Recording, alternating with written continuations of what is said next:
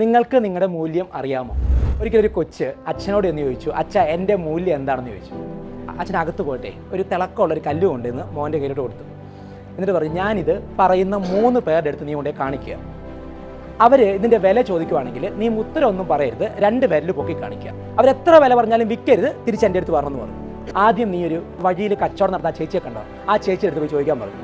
ഈ കൊച്ചു കല്ലുമായിട്ട് ഓടിച്ചെന്നിട്ട് ആ കല്ലെടുത്ത് ആ ചേച്ചിയെ കാണിച്ചു. അപ്പോൾ ചേച്ചി നോക്കിയിട്ട്, ഇത് കൊള്ളാമല്ലോ, തിളക്കമുണ്ടല്ലോ, ഈ കല്ല് നീ കൊടുക്കുന്നുണ്ടോ? എനിക്ക് വേണമെങ്കിൽ അക്വറിറ്റി സൂക്ഷിക്കാൻ എത്ര രൂപയ്ക്ക് തരുമെന്ന് ചോദിച്ചു. അപ്പോൾ ഈ കൊച്ചു എന്ത് ചെയ്തു? 2 പേരിൽ പൊക്കി കാണിച്ചു. അപ്പോഴേ ആ ചേച്ചി പറഞ്ഞു, 2 രൂപയുള്ളൂ, ഞാനിപ്പോൾ തന്നെ തരാമെന്ന് പറഞ്ഞു. ഉടനെ കൊച്ച് ഓടി അച്ഛൻ്റെ അടുത്തെന്ന് പറഞ്ഞു, അച്ഛാ ആ ചേച്ചി ഈ കല്ലിന് 2 രൂപ വില പറഞ്ഞെന്ന് പറഞ്ഞു. എങ്കിൽ നീ ഒരു കാര്യം ചെയ്യും, ഞാൻ അവിടെ കാണുന്ന മ്യൂസിയമില്ലേ, ആ മ്യൂസിയത്തിൽ സ്റ്റാഫുണ്ട്, പുള്ളിയെ കൊണ്ടേ കല്ല് കാണിച്ചു തരാൻ പറഞ്ഞു.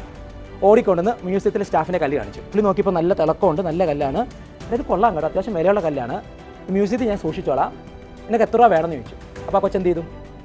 2 പേരിൽ പൊക്കി കാണിച്ചു. 2000 രൂപയോ? ഇപ്പോൾ തന്നെ തരാമല്ലോ എന്ന് പറഞ്ഞു. കൊച്ചിന് ഭയങ്കര സന്തോഷമായി. 2-ന്ന് 2000 വില കൂടി ഒറ്റയടിക്കുക. ഓടിച്ചെന്ന് അച്ഛൻ്റെ അടുത്ത് എന്ന് പറഞ്ഞു, അച്ഛാ എൻ്റെ മ്യൂസിയത്തിൽ 2000 പറഞ്ഞിട്ടുണ്ട്, അങ്ങനെയാണ് ഞാൻ വിൽക്കട്ടെ എന്ന് ചോദിച്ചു. നീ ഒന്ന് വെയിറ്റ് ചെയ്യും, ഒരാളെ കൂടെ പോയി കാണണമെന്ന് പറഞ്ഞു. അതാണ്ട് അവിടെയുള്ള ജ്വല്ലറി ചെല്ലാൻ പറഞ്ഞു. അങ്ങനെ ജ്വല്ലറി കൊണ്ട് ഈ കല്ല് കൊണ്ട് കാണിച്ചു. ആ കല്ല് കണ്ടപ്പോൾ തന്നെ പുള്ളി ഒരു വെൽവെറ്റിൻ്റെ തുണി മേടിച്ച് വെച്ചിട്ട് അതിലോട്ടെ കല്ല് വെച്ച്, എന്നിട്ട് എൻ്റെ മാഗ്നിഫൈയിങ് ഗ്ലാസ് ഇല്ലേ, ഭൂതക്കണ്ണാടി, അതിലൂടെ ഇങ്ങനെ സൂക്ഷിച്ചൊക്കെ നോക്കി, അതിൻ്റെ സൈഡെല്ലാം നോക്കിയിട്ട്, മോനെ ഇതൊരു അമൂല്യമായ കല്ലാണ്, ഈ കല്ല് സ്വർണ്ണത്തോടൊപ്പം ചേർത്താൽ ആ ആഭരണത്തിൻ്റെ വില ഇരട്ടിക്കുകയും ചെയ്യും, നിനക്ക് എത്ര രൂപ തരണമെന്ന് ചോദിച്ചു. ഈ പയ്യൻ 2 പേരിൽ പൊക്കി കാണിച്ചു. 2 ലക്ഷം രൂപയോ? തരാമല്ലോ എന്ന് പറഞ്ഞു. കൊച്ചു ത്രില്ഡായി. നേരെ അച്ഛൻ്റെ അടുത്ത് ചെന്നു, അച്ഛാ 2 ലക്ഷം രൂപ തരാമെന്ന് ആ ചേട്ടൻ പറഞ്ഞു. അപ്പോൾ അച്ഛൻ ആ കല്ല് മേടിച്ച് കൈ വെച്ചിട്ട് പറഞ്ഞു, മോനെ ഇങ്ങനെയാണ് നീ നിൻ്റെ മൂല്യം തിരിച്ചറിയേണ്ടത്. നമ്മുടെ വില തിരിച്ചറിയുന്ന ആൾക്കാർ എടുത്തില്ലുമ്പോഴേ നമ്മുടെ യഥാർത്ഥ വില അവർ തിരിച്ചു പങ്കുവെക്കുകയുള്ളൂ.